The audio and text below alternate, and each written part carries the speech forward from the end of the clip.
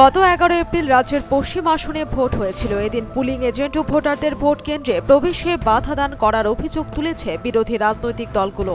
সে বিষয় নিয়ে ঊনকোটি জেলার বিজেপির কার্যালয়ে এক সাংবাদিক বৈঠক অনুষ্ঠিত হয় রবিবার।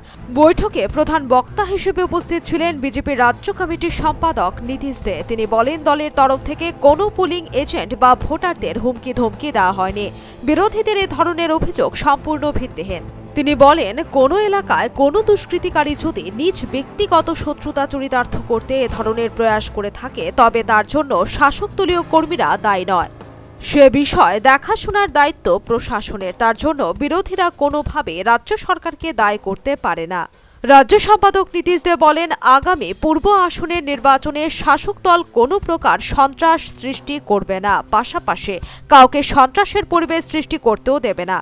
তদুপরি যদি কোনো দুষ্কৃতিকারী আত্ম উদ্দেশ্য চরিতার্থ করতে পরিবেশ নষ্ট করার চেষ্টা করে তার বিরুদ্ধে কঠোর পদক্ষেপ গ্রহণ করা হবে। তিনি সকলকে শান্তিপূর্ণভাবে উৎসবের মেজাজে ভোট দেওয়ার জন্য আহ্বান রাখেন। Bureau report, news vanguard.